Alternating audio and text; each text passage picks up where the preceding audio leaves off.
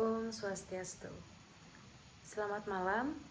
Perkenalkan, nama saya Arminta Prilaydia Arumsari dengan NIM 25150911083. Pada kesempatan kali ini saya akan mempresentasikan hasil dari kerja saya dalam proyek ujian akhir semester mata kuliah sistem digital. Oke, sebelum kita masuk ke hasil kerjanya, saya akan membacakan tugas dari proyek ujian akhir semester mata kuliah sistem digital. Adapun tugas yang diperintahkan yaitu yang pertama, membuat desain sebuah counter acak dengan urutan acak yang menampilkan angka 0, 2, 0, 2, dan 6. Kemudian membuat tabel kebenarannya beserta keymap, serta mensimulasikan counter acak yang telah dibuat. Nah, di proyek kali ini saya menggunakan software Logisim. Lanjut kita ke hasil kerjanya. Yang pertama saya akan menampilkan tabel kebenaran dari counter acak 02026. Nah, untuk penjelasannya, adapun F, A, B, dan C itu merupakan bilangan biner. Lalu number itu merupakan hasil konversi bilangan biner ke bilangan desimal. Contohnya seperti ini. Contohnya seperti yang angka 2 ini merupakan konversi dari bilangan biner ke desimal. Nah, adapun bilangan biner yaitu 0, 0, 1, dan 0. Kemudian yang di angka 6 itu merupakan angka desimal dari hasil konversi bilangan biner 0, 1, 1, dan 0, dan seterusnya. Kemudian untuk F plus, A plus, B plus, dan C plus ini merupakan hasil dari bilangan biner yang telah diberikan clock. Nah, kenapa ada X yang di sini ya, X atau don't care? Karena counter itu hanya menggunakan beberapa bagian saja, yaitu yang merepresentasikan angka 0, 2, 0, ada angka 0, 2, dan 6. Nah, keadaan lain yang nggak dipakai itu diberi tanda X atau don't care. Karena apa? Karena dia itu tidak berpengaruh terhadap urutan counter, dan hal itu juga bisa dimanfaatkan untuk menyederhanakan rangkaian, sehingga ketika nanti kita masuk ke keymap itu lebih gampang, lebih mudah, atau lebih sederhana lagi. Nah, selanjutnya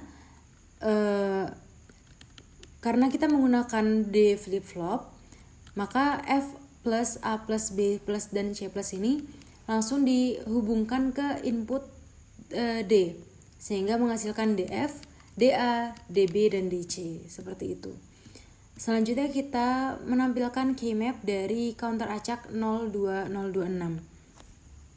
Oke, jadi sebelumnya dari tabel kebenaran itu dapat dilihat alur perpindahan state-nya itu mulai dari 0 ke 2, kemudian 2 berpindah ke 0, lalu 0 berpindah ke 2 lagi, lalu 2 berpindah ke 6.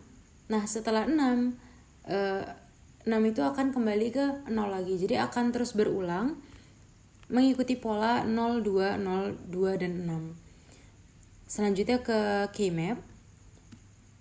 Jadi setelah tabel kebenaran itu selesai, kita menyederhanakan fungsi logika itu menggunakan keymap 3 variabel. Jadi keymap itu keymap di sini kita membuat terpisah untuk masing-masing outputnya, sehingga dapat dilihat hasilnya.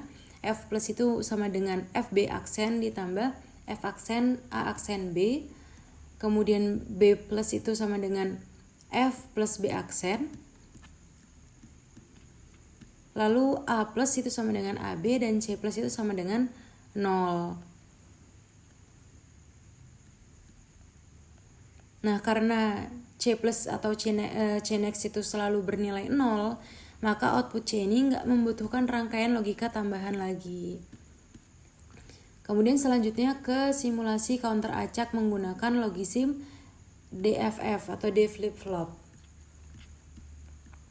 Jadi kita bisa lihat langsung ke Logisimnya. Selanjutnya kita ke Logisim.